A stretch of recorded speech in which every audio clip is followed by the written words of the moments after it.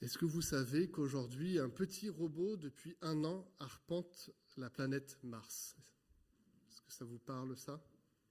Est-ce que vous connaissez le nom de ce petit robot? Pardon? Mars Rover. Alors en fait, il a un nom très officiel aussi. Et alors il y en a eu d'autres, mais le nom qu'il a aujourd'hui, ce robot-là, c'est Persévérance. Je ne sais pas si ça vous parle. Donc il y a eu plusieurs robots qui ont été envoyés, mais celui-ci, après 7 mois de voyage, s'est posé sur Mars et ça fait 1 an qu'il arpente avec Persévérance cette planète. Mais en fait, saviez-vous que le nom qui lui a été donné, Persévérance, c'est l'issue d'un concours qui a été proposé dans des écoles où chaque enfant pouvait écrire un essai pour proposer un nom à ce robot. Donc c'est aux États-Unis que ça s'est passé. Il y a eu 28 000 propositions, donc 28 000 essais qui ont été proposés pour qu'on trouve un prénom à ce robot.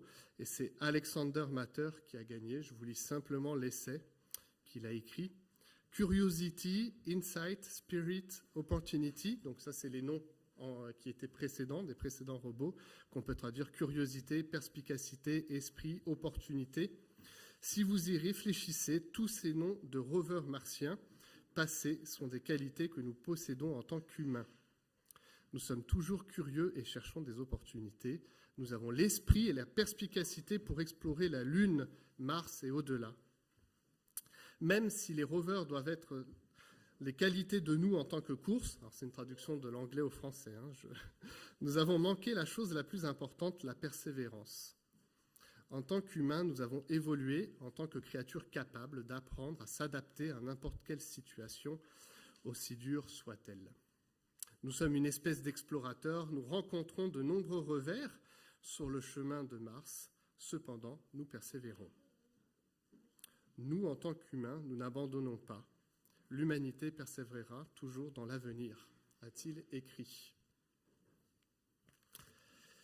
Si Alexander Matter voit la persévérance comme l'une des plus grandes qualités humaines, ce que je pense juste, je crois que ça nous caractérise en grande partie, c'est aussi un fondement essentiel de la foi, la persévérance. Ainsi, les Écritures nous exhortent bien souvent à persévérer, reconnaissant, par exemple, comme l'exprime l'auteur de la lettre aux Hébreux, que la foi, celle que nous confessons, celle qui a été confessée par Louise, c'est la ferme assurance des choses qu'on espère, la démonstration de ce qu'on ne voit pas, de ce qu'on ne voit pas encore. Mais cette fidélité demandée n'est pas toujours évidente. Tant ça aussi dans nos vies et la vie de l'Église dans son ensemble, entre l'assurance qu'un jour justice sera faite, que le royaume des cieux sera établi, s'il faut utiliser un mot un peu savant, que la parousie viendra, donc que Jésus reviendra. Et de l'autre côté, cette attente, parfois pénible, voire désespérante, de ce temps qui est long. Ça fait déjà plusieurs siècles que l'Église parle du retour de Jésus. Et c'est dans ce contexte particulier, alors que Jésus vient de parler de sa prochaine venue et du jour du jugement qui doit arriver, qu'il raconte une parabole, on va la lire ensemble, c'est une parabole étonnante et qui se termine par une interrogation, pour ma part, troublante. Lisons ensemble Luc, chapitre 18, des versets 1 à 8. Ouais, je garde simplement ma chemise remontée, parce que je me suis trempé tout le bras droit, donc ça sera plus simple de faire ainsi. Luc, chapitre 18, des versets 1 à 8. Je lis. Jésus leur dit une parabole pour montrer qu'ils devaient toujours prier, sans se décourager. Donc c'est une parabole à l'attention des disciples. Il dit, « Il y avait dans une ville un juge qui ne craignait pas Dieu et qui n'avait d'égard pour personne. Il y avait aussi dans cette ville une veuve qui venait lui dire « Rends-moi justice contre ma partie adverse. » Pendant longtemps, il refusa. Mais ensuite, il se dit « Même si je ne crains pas Dieu et que je n'ai d'égard pour personne, puisque cette veuve me fatigue, je vais lui rendre justice afin qu'elle ne vienne pas sans cesse me déranger. » Le Seigneur ajouta « Écoutez ce que dit le juge injuste. Et Dieu ne fera-t-il pas justice à ceux qu'il a choisis et qui crient à lui jour et nuit? Les fera-t-il attendre? Je vous le dis, il leur fera rapidement justice. Mais quand le Fils de l'homme viendra, trouvera-t-il la foi sur la terre ? Prions. Seigneur, merci pour ce temps ce matin à la découverte de ta parole, de ces paroles plus particulièrement. Nous voulons recevoir de cette parabole l'enseignement que tu souhaitais donner à tes disciples, accueillir cet encouragement à persévérer. Aide-nous ce matin vraiment, oui, à entrer en relation encore davantage avec toi et à exercer notre foi. Amen. Alors je vous propose de regarder ce texte sous le prisme de 3 citations, qui sont des citations profanes, qui ne sont pas de la Bible, mais qui disent quelque chose de ce texte, orienté tout entier donc sur le thème de la persévérance du chrétien, même dans des circonstances difficiles. Les premières citations, ça va s'afficher. Si la cause est bonne, c'est de la persévérance. Si la cause est mauvaise, c'est de l'obstination. De Laurence Stern. Une question qui peut être posée dans ce texte, c'est de savoir si la veuve a bien raison de continuer à venir troubler la paix de ce juge inique. Elle vient, c'est ce que dit le texte, si on le comprend en tout cas de cette façon, quasi tous les jours. C'est quasi une forme de harcèlement qu'elle exerce auprès de cet homme. Cet homme ne craint personne, est égoïste, même Dieu n'est pas craint dans son cœur. Et pourtant, dit le texte, à un moment, parce qu'il est saoulé, qu'il n'en peut plus, il va faire droit à cette femme. A-t-il raison de le faire ? Il semble qu'en tout cas le texte nous dit que c'est bien le cas. La justice qu'elle demande semble bonne. Cette veuve, on ne connaît pas sa situation, mais on sait que dans le Proche-Orient ancien, c'était une situation compliquée. On ne parle pas de ses enfants, on ne parle pas de l'héritage, on ne définit même pas qui est la partie adverse dans ce texte. Simplement son besoin de vivre. Et pour vivre bien, d'avoir justice. Ce texte vient peut-être en résonance, alors qu'on a étudié les paroles énigmatiques de Jésus, et en particulier le sermon sur la montagne, sur cette autre parole du Seigneur qui dit qu'il ne faut pas multiplier de paroles vaines. Faut-il comprendre que Jésus se reprend dans ce texte ? Ou plutôt faut-il comprendre qu'il y a une bonne façon de redire les choses plusieurs fois, une bonne persévérance, qui n'est pas, comme dit cette citation, de l'obstination. Nous pouvons déjà reprendre des éléments de l'Ancien Testament où on voit que les hommes et les femmes de Dieu ont prié régulièrement. Vous avez ce texte d'Abraham qui, voyant une ville qui va être détruite, rentre en relation avec Dieu et lui dit « Mais s'il y a 1110, vous connaissez l'histoire, tant de justes, finalement, est-ce que tu ne peux pas les épargner ?» Mais on peut prendre plus proche l'exemple même de Jésus, qui lorsqu'il se trouve au jardin de Gethsémani, alors que cette croix vient devant lui, prie 3 fois afin que la coupe de la colère de Dieu soit éloignée de lui. Lui-même a usé de persévérance, lui-même a demandé plusieurs fois à ce que cette coupe soit éloignée. Un autre exemple connu dans nos églises, c'est celui de Paul, qui a prié 3 fois pour sa guérison, avant de recevoir cette parole « Ma grâce te suffit ». Alors le chiffre 3, de mon point de vue, n'est pas à prendre au sens littéral, mais simplement comme le fait que ça a été demandé plusieurs fois, de manière continue. Et il n'y a dans ces exemples aucune formulation d'un reproche que cette action qu'ils ont exercée soit mauvaise, bien au contraire. Ça a fait partie intégrante de leur foi, de leur espérance et de leur persévérance. L'exemple de la veuve est donc à prendre dans le bon sens, ce que Jésus dit lui-même. Elle a eu raison d'exercer cette persévérance, elle a eu raison de revenir vis-à-vis de ce juge inique. Car vous l'aurez compris, si la veuve représente le croyant, alors c'est un peu avec tremblement qu'on se dit que le juge représente Dieu. C'est ici que vient la deuxième citation. On peut l'afficher. Face à la roche, le ruisseau l'emporte toujours, non par la force, mais par la persévérance, de Jackson Browne. S'il faut effectivement voir le juge qui nous est proposé dans cette parabole comme une illustration de Dieu, il faut bien comprendre que c'est un argument a fortiori ou à plus forte raison. Le juge Dieu que l'on connaît et que l'on sert aujourd'hui n'est pas un juge inique, pas un juge qui fait le mal, ce n'est pas un juge qui est saoulé par nos questions, par nos doutes et par nos réflexions. Tout au contraire, il nous est présenté dans les évangiles, mais pas seulement, mais par la bouche de Jésus lui-même, comme un Dieu bon, parfait. Dans le texte lu, il est dit au verset 7, « Et Dieu ne fera-t-il pas justice à ceux qu'il a choisis et qui crient à lui jour et nuit? Les fera-t-il attendre?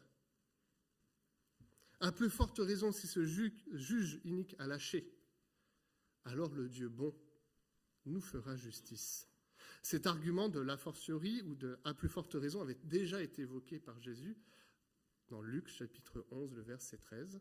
« Si donc méchants comme vous l'êtes, » là il est question de nous, vous savez donner de bonnes choses à vos enfants, à combien plus forte raison le Père Céleste donnera-t-il le Saint-Esprit à ceux qui le demandent?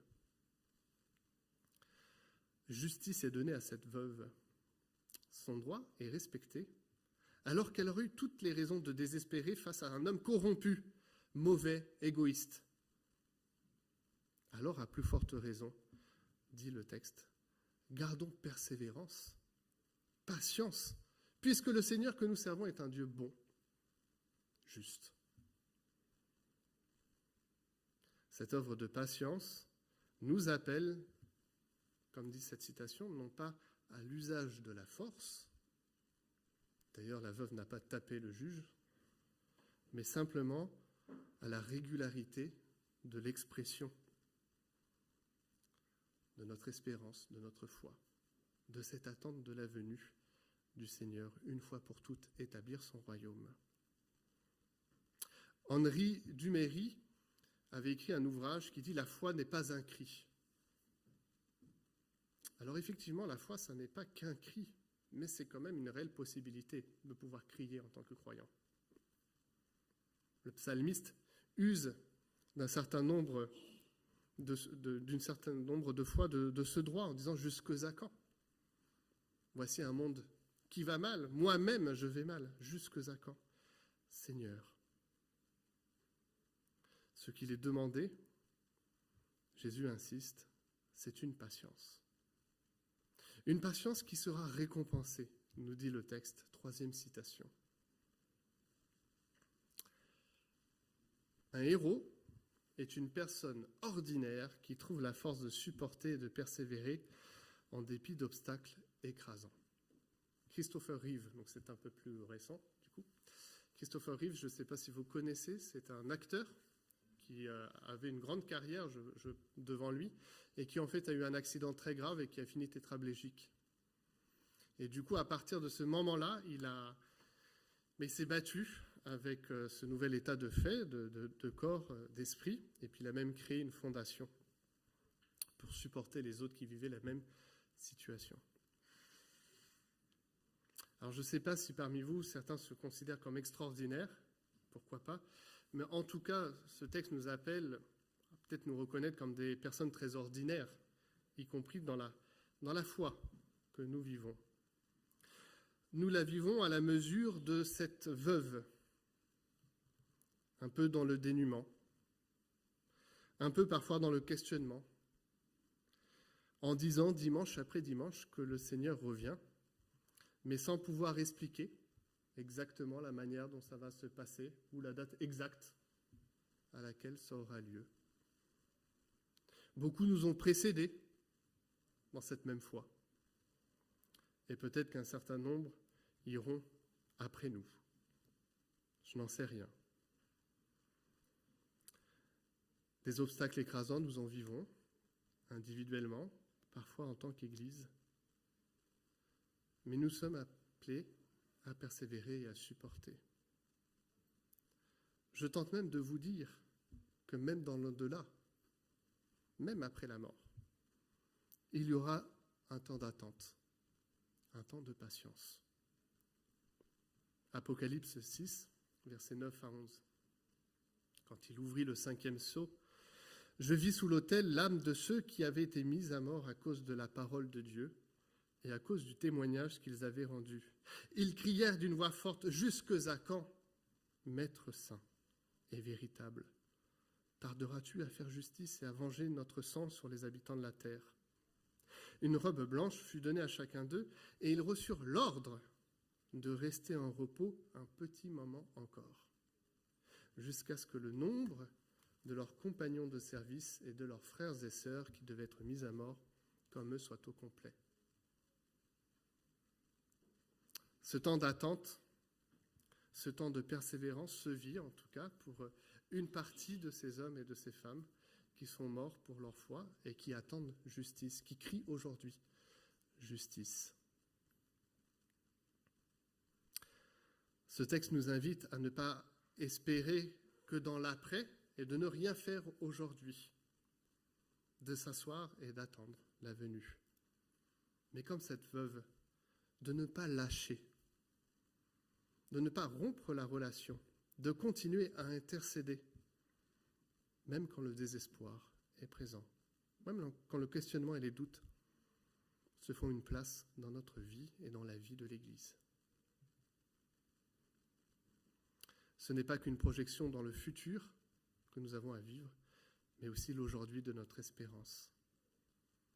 C'est exactement là la demande du Seigneur, précisée à l'attention de ses disciples par l'exemple de la veuve. Continuez à persévérer. Continuez à vivre votre foi dans l'aujourd'hui. Continuez, si le besoin s'en fait ressortir, à questionner, à exprimer vos demandes. Car sachez que le Seigneur ne tarde pas, mais qu'il use de patience envers chacun d'entre nous et envers son Église. Je me permets de faire une citation là de l'apôtre Pierre. Il y a une chose, bien-aimée, que vous ne devez pas oublier. Je trouve que c'est un parallèle intéressant à cette parabole. C'est qu'aux yeux du Seigneur, un jour est comme 1000 ans, et 1000 ans sont comme un jour. Le Seigneur ne tarde pas dans l'accomplissement de la promesse, comme certains le pensent.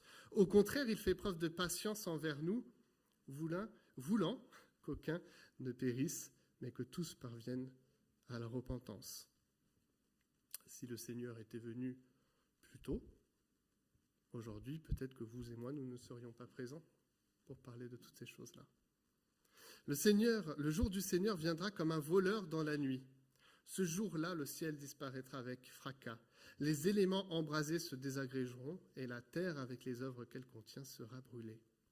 Puisque tout notre monde doit être dissous, combien votre conduite et votre piété doivent-elles être saintes?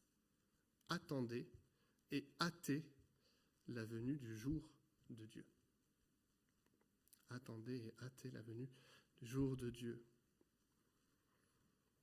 Cette fin de citation de l'apôtre Pierre vient résonner exactement dans le questionnement qui termine notre parabole. Nous avons une place dans le plan de Dieu. Nous avons à agir en connaissance de cause de cette venue du Seigneur. Il nous faut exercer notre piété, notre foi, nous conduire selon les préceptes qui ont été posés. Car la tentation de ne plus le faire serait terrible. Quand le Fils de l'homme viendra, trouvera-t-il la foi sur la terre? La question posée n'est pas une question rhétorique, comme d'autres passages de l'Évangile. On ne sait pas si c'est oui ou non. C'est une question ouverte, y compris dans la langue originale en grec. Jésus fait exprès de laisser cette question ouverte. Il exprime là que lui aura fait sa part. Le Fils de l'homme, lui, viendra c'est certain et sûr. Est-ce que nous aurons toujours persévéré dans la possibilité, dans cette espérance qui est la nôtre, de son retour? Est-ce que nous serons prêts à l'accueillir? Je crois que le Seigneur le demande pas simplement comme l'exercice d'une culpabilité à vivre, mais simplement dans la reconnaissance. Et je crois que ça, c'est plutôt positif, que c'est ensemble que nous avançons vers le royaume des cieux.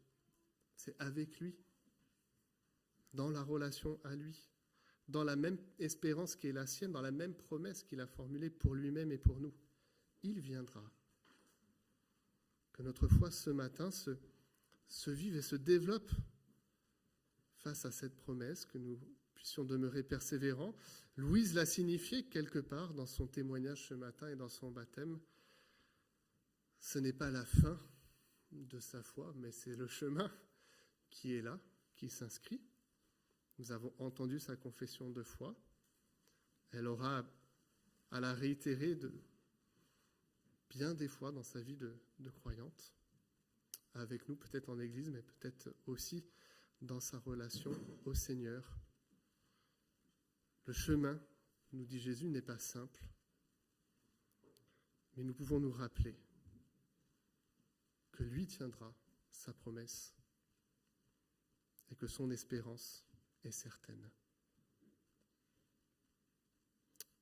Je me permets de le dire une dernière fois en conclusion. Persévérons, mes frères et sœurs, dans cette foi reçue. Prions. Seigneur, ce matin, merci pour ce texte qui nous encourage à prier, à agir, à avoir une attitude en adéquation avec notre foi. Dans cet exemple presque caricatural de cette veuve et de ce juge inique, tu nous rappelles que tu prends soin des petits de ce monde, des croyants que nous sommes, de ton Église dans son entièreté. Et Seigneur, nous voulons venir à ta rencontre comme cette veuve, être libre d'exprimer cette justice que nous attendons, cette espérance qui est la nôtre. Et alors que tu as fait droit à cette veuve qui faisait face à un juge inique, à plus forte raison, Seigneur, nous savons que tu nous feras droit, toi, le Dieu parfait, bienveillant, miséricordieux, qui a fait une promesse et qui ne tarde pas dans sa réalisation. Dans cette attente, Seigneur, tiens-nous droits, tiens-nous persévérants, que tu puisses trouver cette foi en venant, et que dans le vécu de cette sainte scène, nous puissions saisir tout cela ensemble pour la gloire de ton nom. Amen.